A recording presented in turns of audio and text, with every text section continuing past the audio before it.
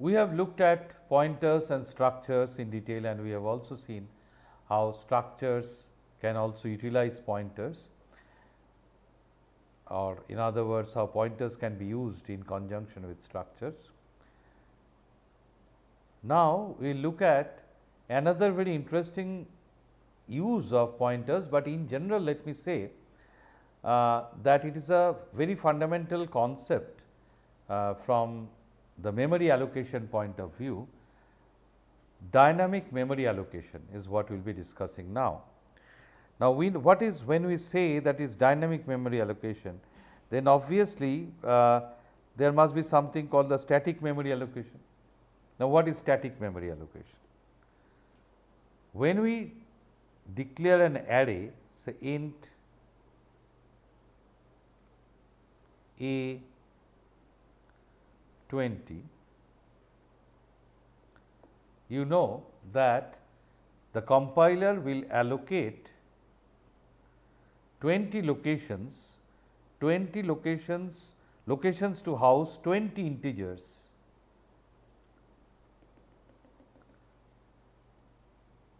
to you, and that will be named as A, or you can also consider that there is a pointer A which is pointing to the first element of the array. But you have got 20 space for 20 locations, 20 integers allocated to you. So, now you know size of, so how many bytes will be required? You can say 20 times size of int. So, size of int will return you how many bytes your particular system allocates for an integer, and 20 such allocations.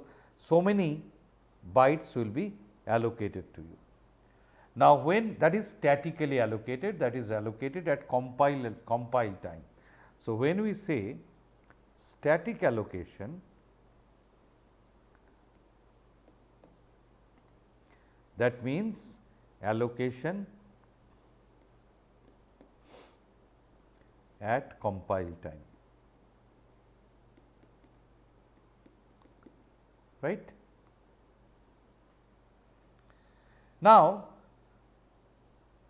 if for some reason you need more than 20 integers to be stored in this array A, that you will need to redefine this whole thing, or in some cases we do not know, we do not have an idea of what will be the, how many data items will come. For example, you are actually storing student data, student records in an array class, and you do not know how many students will join that class beforehand. If you know that beforehand, it is fine, or if you have an idea that what is the maximum amount, maximum number of students that can come, then it is fine, you can allocate it in the form of static allocation as we do in an array.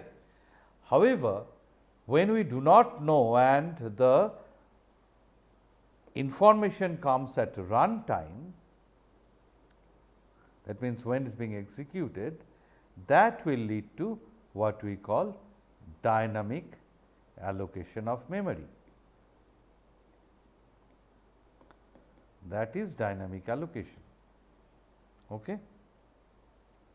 So, let us look at how we can handle it. So, the basic idea is, I have already explained, that the amount of data we cannot predict beforehand. So, we will effectively use dynamic memory management, memory allocation technique to do that. Now, C language requires the number of elements to be specified in compile time. When we define in an array, we need to specify that in compile time. Now, often that leads to wastage of memory or program failure. Okay. Why program failure? Program failure because if we exceed the amount of space that has been allocated, there will be a failure, the program will give an error or it will exit abnormally. However, if we take recourse to dynamic memory allocation, we can solve this problem. How? Memory space required can be specified at the time of execution. How can we do that? How can we specify the amount of memory required at the time of execution? If while running the program, just like the instructions and operators, if we had some special means, some special command, some special operator by which we can grab memory. Now, here you should understand that who allocates memory to us? It is the operating system who allocates the memory to us.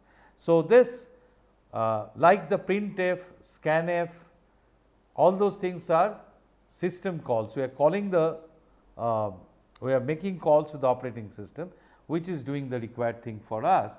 Similarly, there is a function called Malloc, memory allocator, Malloc, using which we can grab memory from the operating system. How? Let us look at this. Say, in memory in C, I have got different types of variables.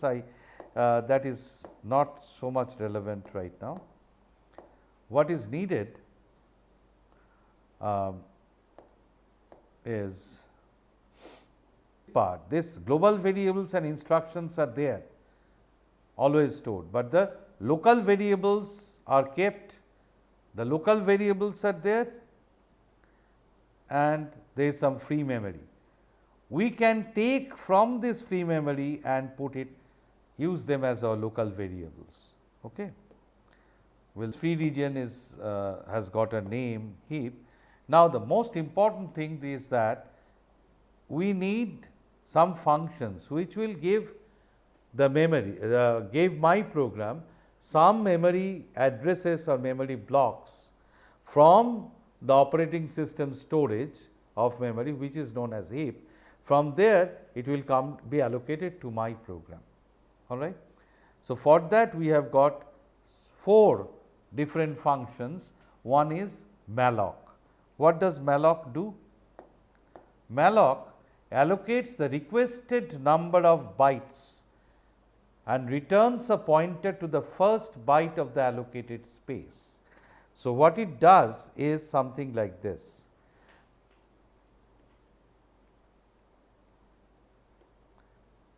What's happening?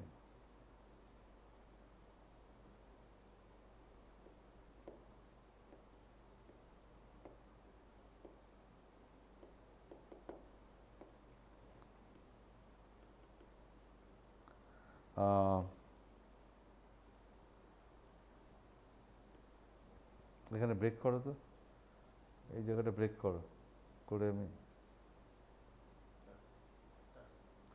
Malloc allocates the requested number of bytes and returns a pointer to the first byte of the allocated space. So, let us try to explain this. So, when I do Malloc, Malloc is just like a function will return me some memory bytes, all right, some memory bytes. How many memory bytes will depend on what I am requesting for. It is a requested number of bytes. So, Malloc will have some parameters which we will show later. So, it will give me some amount of memory. And how do I know?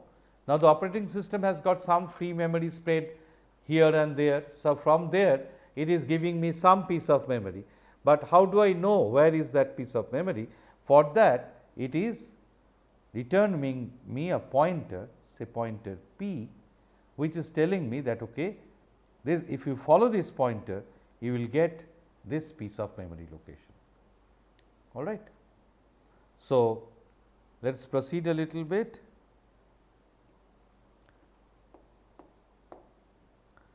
Now, similarly, now when this is given, that memory block is given in response to Malloc request, the actual memory is not initialized to some value.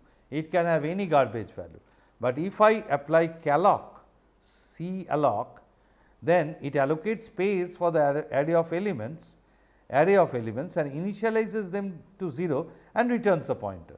So, in this case, if I want to have a chunk of memory where everything has been initialized to 0, then I should use calloc. On the other hand, this free, what it does, the free function call will return this amount of memory that was given to me in request to malloc. It will be returned back to the heap, returned back to the operating system, so that it can be utilized by somebody else in future. All right.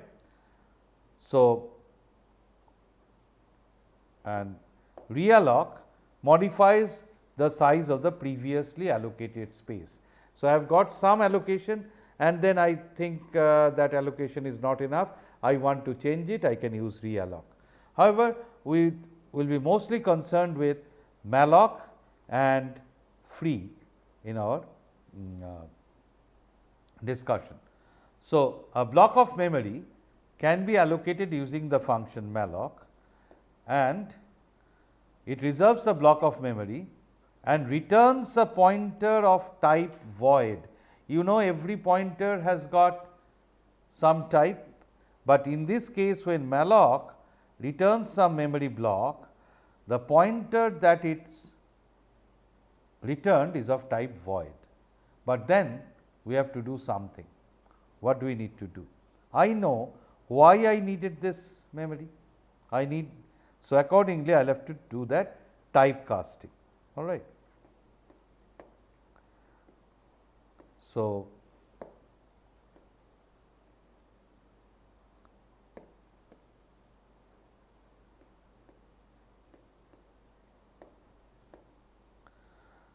now the return, once it returns me of type void, but that return pointer can be assigned to any pointer type.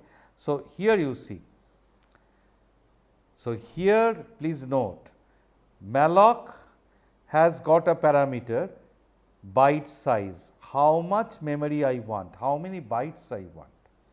Now, this malloc has returned me up to this, it has returned me a pointer, and pointer is of type void, but I type, suppose if this amount of memory I want for the purpose of storing integer array, then this type will be int star. That means, I am casting this. What is malloc returning? Malloc is returning a pointer, some pointer, but that pointer was of type void, okay, of type void. Now, when I am typecasting it to int star, then this void is no longer, it is of type, is becoming of type int, and then I am assigning it to another variable ptr. So, think of two things. First of all, you have to decide on how many bytes you want, accordingly you do malloc, and then what type of data you want to store there. So, accordingly you do this typecasting like int star, float star, char star, whatever you do, and then you assign it to a particular pointer. Let us see how it will work. So, let us look at an example here. How do I know how many bytes I need? Suppose I need to store an element, an array of 100 integers. So, what I do here is I ask for malloc 100 times size of int. Size of int, if it is 4, if int is 4, then I am getting 400 bytes. Now, these 400 bytes that have been given to me is being pointed by some pointer of type void. So, next I make it int star and put it to p.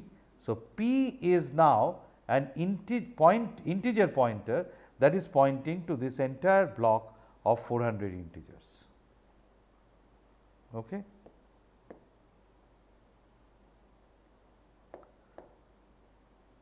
So, a memory space equivalent to 100 times the size we have got. So, here 400 bytes of space and p is a pointer pointing to the beginning of this. So, I have got this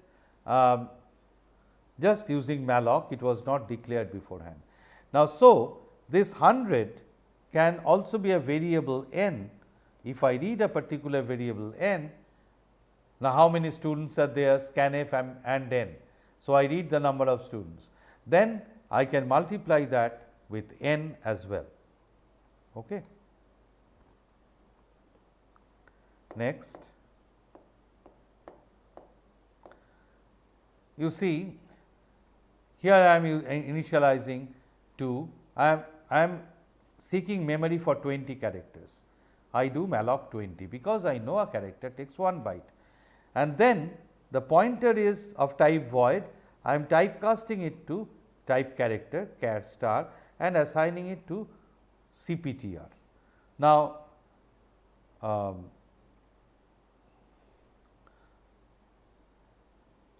it is actually wrong. It is allocating 20 bytes of space for the pointer. Okay. So, structure stud. Now, for example, I now need, so integer character was simple. Now, I want to have for space for the entire structure students. Now, that size is larger. So, I do not know. So, I just employ this function size of struct stud. So, I get how many bytes it requires, say 40 bytes, and say 10 such for 10 such students or n such students, I multiply with that, I get so much memory. Now, I have to typecast that to struct stud star, and that goes to as a structure pointer. Okay.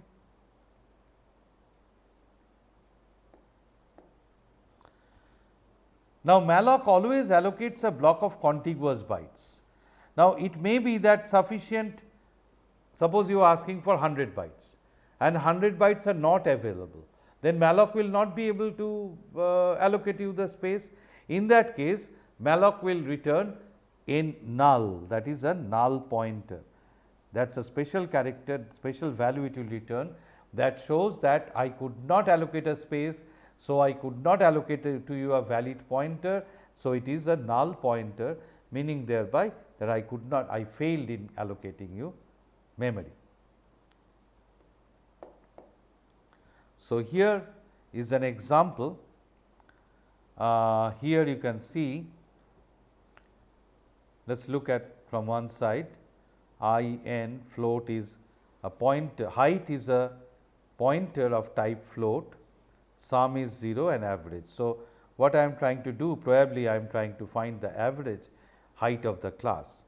So, input the number of students and I am reading ampersand. So, this one is ampersand n. So, this is n number of students.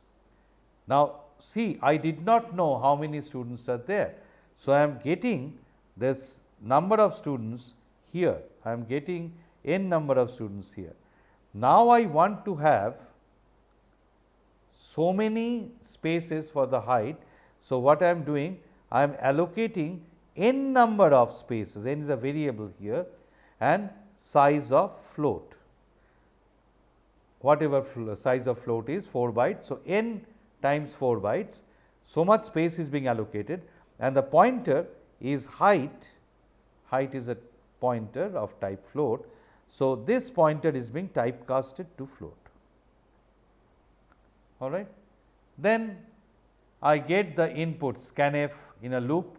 I am getting the heights one after another in an array, and I am finding the sum of the heights, finding the average of the heights, where I am dividing sum, which is a floating point number, with float n. Here is another example of typecasting. So, you see I am dividing by n, but this is a floating point real number, n was an integer. So, I convert it to float and convert it, divide it, right. So, this is how malloc works. Now,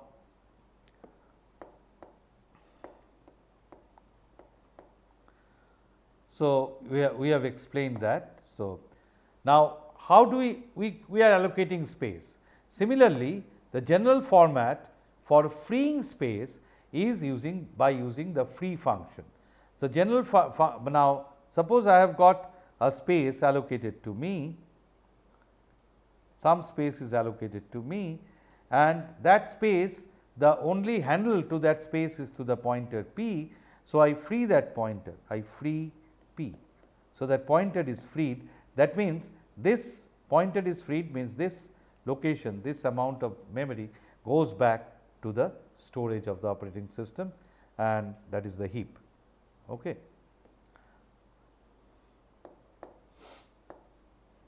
So, we whatever we got in Malloc, so that gives us some idea about how we can get space and reallocate space. Now, briefly I will be talking for the next 5 or 10 minutes on file handling. There is not much to understand about file handling, this you will learn as you do. Now, what is a file? That is something you have to understand. File is something where wherever I want to write something, write or read from. So, I want to store something, I will take a particular file, all right. I will take a particular file and I will open that file, and then I will write into that file, then close that file, and then whenever I need, in that way I may have 10 files.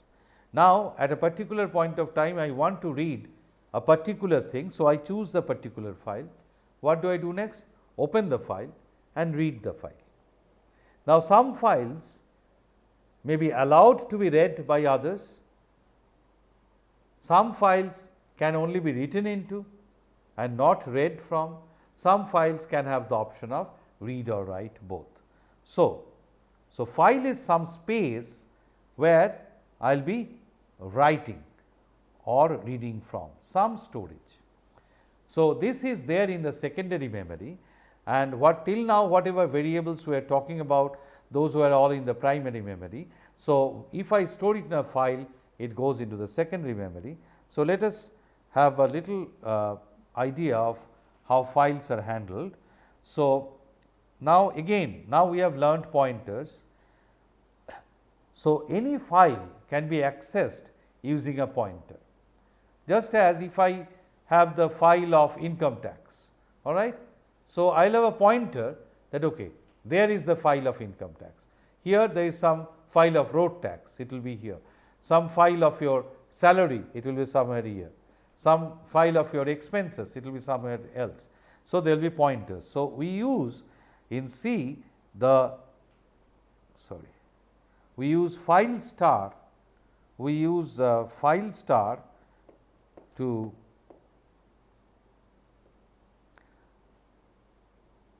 represent pointer to a file, and if open is the command for opening a file. If a file cannot be opened, then it will return a null, just as in the case of Malloc we saw if nothing could be returned, it was returning a null. So, here for example, you see fptr is a pointer of type file, that means fptr will be pointing to file. Now, I have got a character, file name is an array, file2.dat, it is a data file. So, fptr is fopen file name, and here when I do fopen, I give the file name as well as the mode in which it can be opened,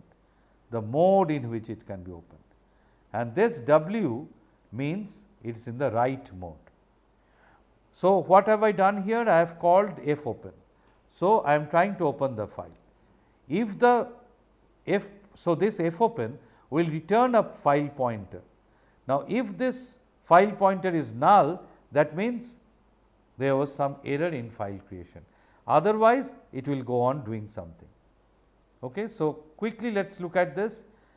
When I do fopen, it will open a file and will open it in a particular mode, read or write whatever I specify, and it will return me a pointer.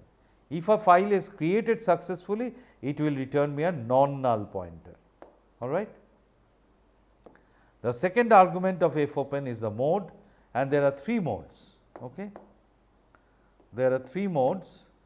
R is the file is open for reading, W means it creates a file for writing, and writes over all the previous content. So, if I open it in the write mode, whatever content was in that file is erased, and A opens the file for appending, that means whatever is there after that it will be added.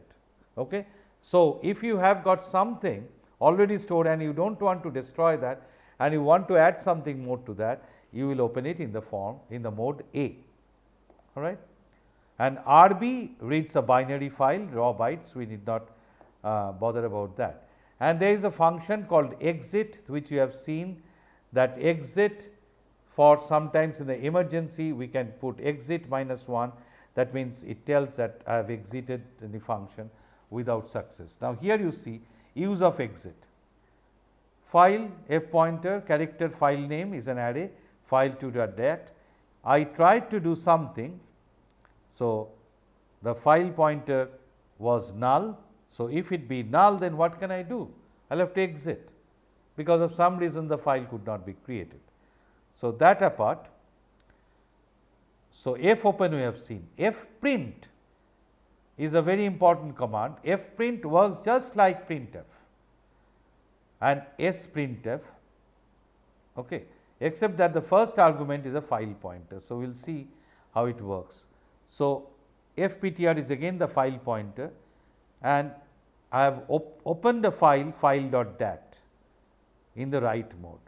Now, if printf means now I am printing, where am I printing? A file called file.dat has been opened. The name of the file is file.dat, and how do I identify it? I identify it with the fptr, the file pointer. Okay. So, I am writing, it is opened in the write mode. So, it is everything whatever was there has been erased. So, I am writing just as you have done printf, then automatically by default it goes to the screen. Here it is not default, here I have said fptr. So, whatever I write hello world, it will be written in this file, not in the screen, all right. Screen is another file, but that is a default file. Reading a data, similarly we printed using fprintf, reading we can do using fscanf, forget about that part, look at this. Fptr, I am reading from, not from the keyboard now. I am now not reading from the keyboard, I am reading x and y, two integers, from a file which is pointed out by fptr. All right. And what is that file? fptr, I have opened the file input.dat. So, you see in that file input.dat 20 and 30 was written, and so fscanf I have read that, that was input.dat, from I have opened that in the read mode, okay, in the read mode, and I am reading from there. So, I am getting x to be 20 and y to be 30, not from the keyboard, but from the file. Okay. So, in that way we can now here are some powerful commands just to know. We can read a string using fgets. From a file I can read a string. So, here you see a file is fptr and a line is of size 1000, while fgets line is not null. That means, I am getting from fptr, I am getting a value, and if it is not null, that means it is not the end of the line. I mean, I have got the file is open, I am reading the line using fgets, all right. I am getting the line. Fgets takes 3 arguments. What are the 3 arguments it is taking? A string, a maximum number of characters 1000, and a pointer from where it returns if there is an error, such as end of file. UF is end of file. Okay. Now, this I think you can understand much better when you use. Now, when we open a file, after that we must close that file. We can simply use the command fclose and the file pointer. So, here you see fptr, I opened a file in the write mode, I have written hello world over here, fprintf means I am printing in the file, and then I am fclose, I am doing closing the file by fclose fptr. All right. So, here it is opening and here is access and here is closing. Okay. We have got, you have seen that std in, stdout where two special cases of files which were default files, and std error was the printing of the error.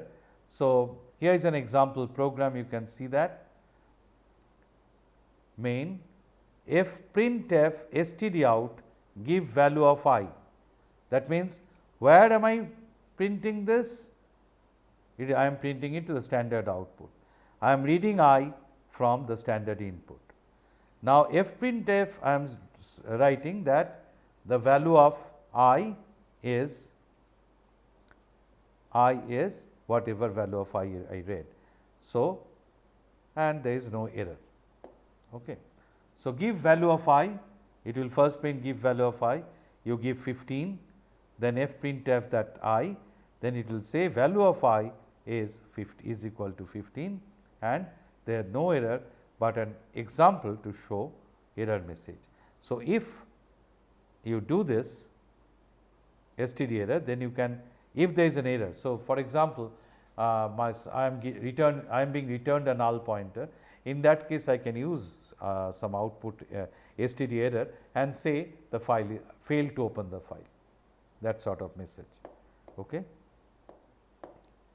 So, now another thing I will just talk about here that will come in very handy to you, that is, say for example, you must be running the programs, and you after you compile the program and link them, you are creating an executable file which is a.out, right, ./a.out.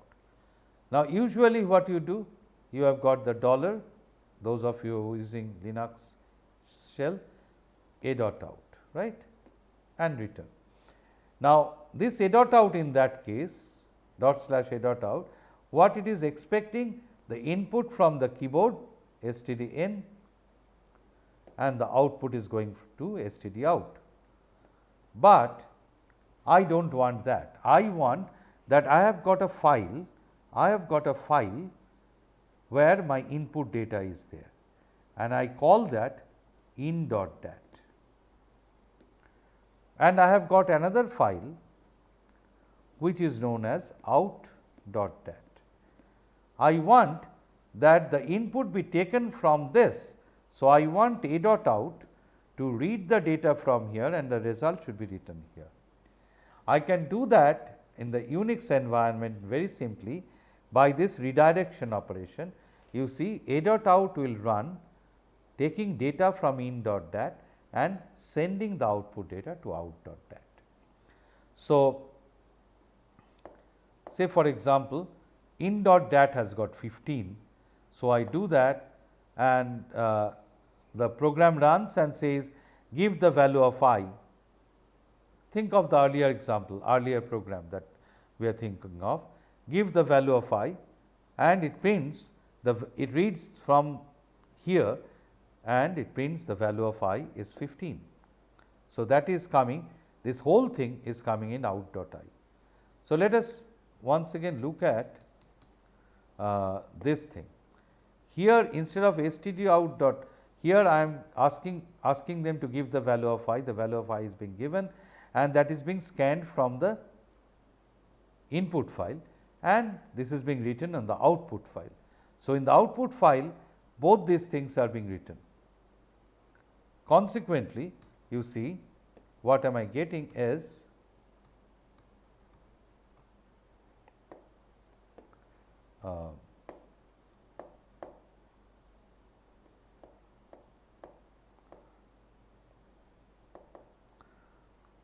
I will be getting this output. Okay. This is my output out.dat and in.dat, there are two files. So, in this way you can use files for storing data. You have to open the file. Let me summarize a little bit. You will have to open the file if you want to read in the read mode, read the file from there, read the data from that file, do the operation, open another file in the write mode and write the data into that file. Thereby, whenever you require some file operations, you can easily do that. And this is one example that we have shown, which is very common when you during running your programs. if you store some data in a particular file and read from there and write into another file, you can utilize this sort of structures, this sort of commands. So, thank you very much. I think you have got an overall idea of how to write C programs and programs and solve problems using programs, because our the essence of our course was to solve problems through C programming.